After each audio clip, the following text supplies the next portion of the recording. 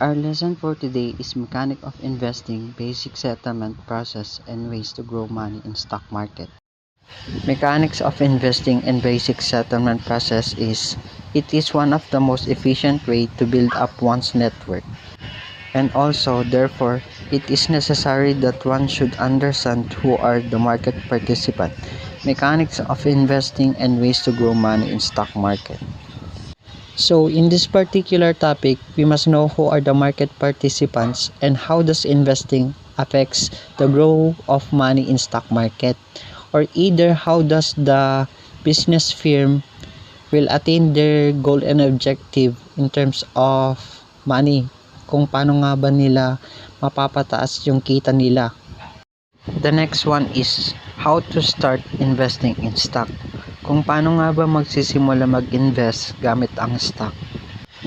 Getting started in the stock market is a simple process if you know the basic and technicalities. So here, before you started in stock market, you must know the process and basic technicalities.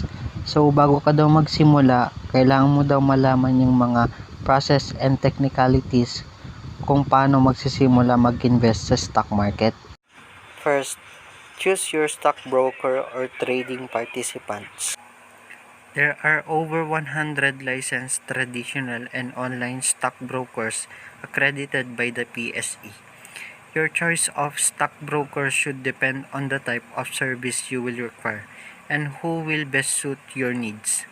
Stockbrokers vary in the range of service that they offer and the types of customer they serve, such as handling institutional or corporate accounts versus individual retail customers, providing advisory services, providing research and analysis, and lastly, providing investor education, seminars, and market briefings. The second one is open a stock brokerage account.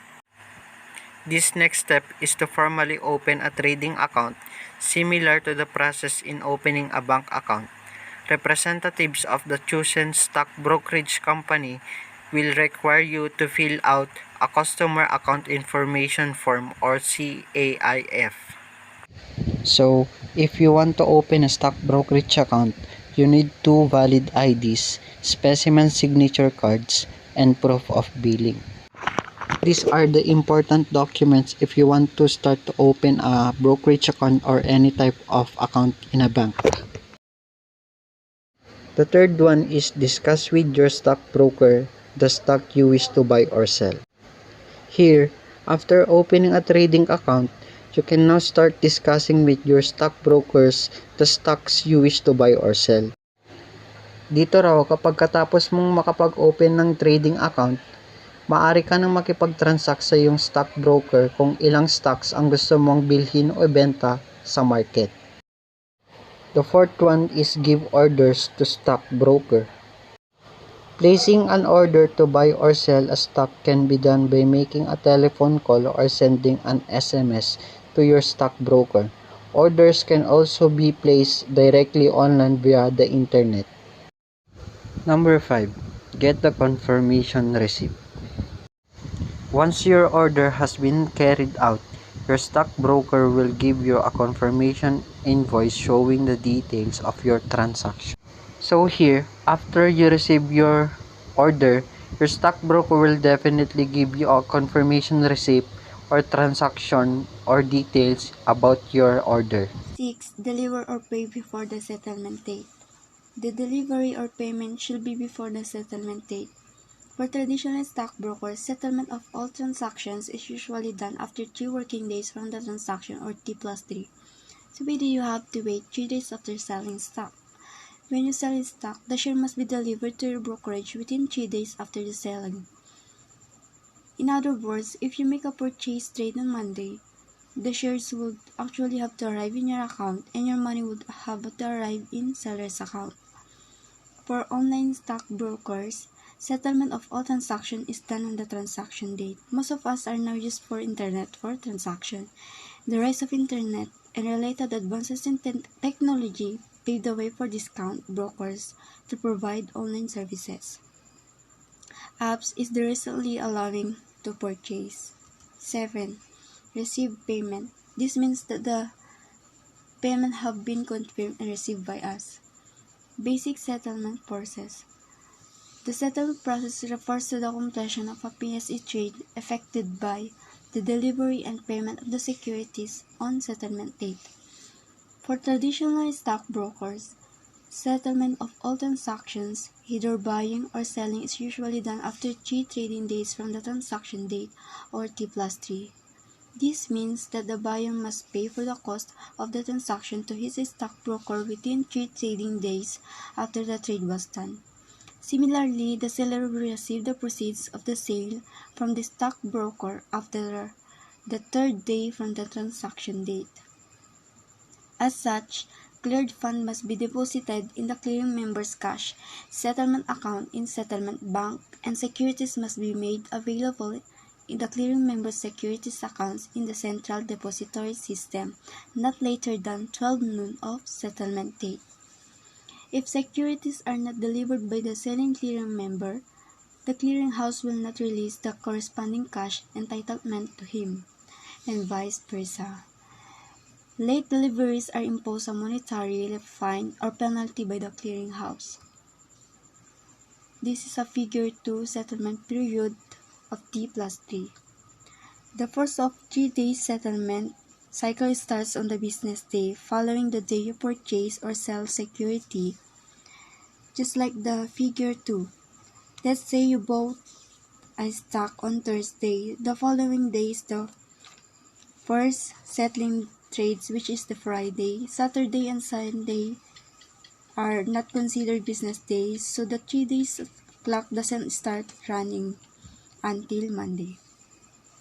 So here in figure 2, Monday is the second trading, Tuesday the third trading, which is the pay or receive.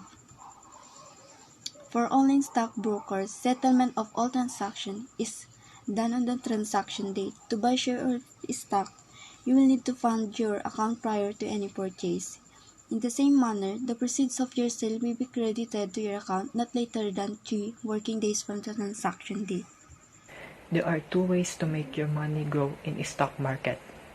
Number 1, through an increase in stock price or capital appreciation. Capital appreciation is an increase in the market price of your stock.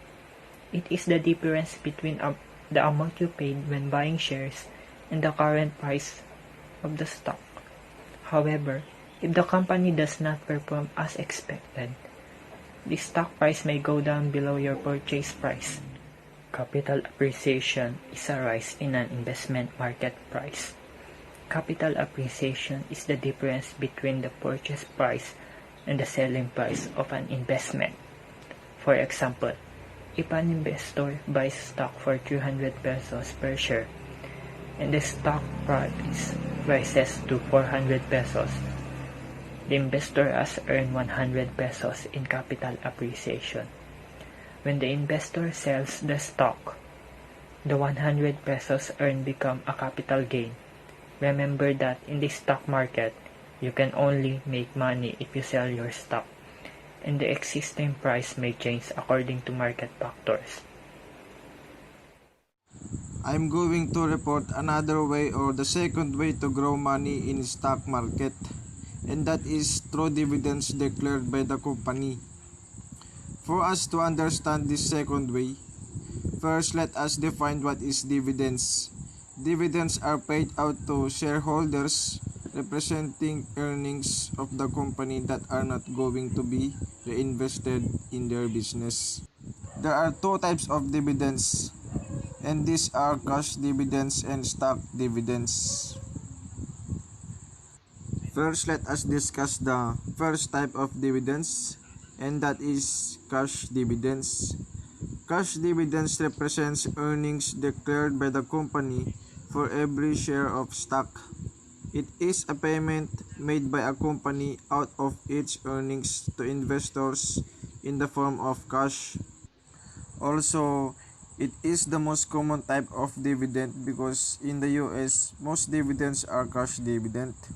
For example, if the company declares a dividend of 25 centavos per share, a stockholder with 10,000 shares will receive a cash dividend of 2,500 minus tax of 10% for individual Filipino investors in cash. The second type of dividends is stock dividends. Stock dividends are additional shares given to shareholders at no cost. A stock dividend is an increase in the number of shares of a company, with the new shares being given to shareholders. For example, if the company declares a 25% stock dividend, a stockholder with 10,000 shares will be entitled to an additional 2,500 shares of stock. These shares can be sold anytime after the shares has been issued. One of the best reasons for giving a stock dividend instead of cash dividend may be that in giving a stock dividend,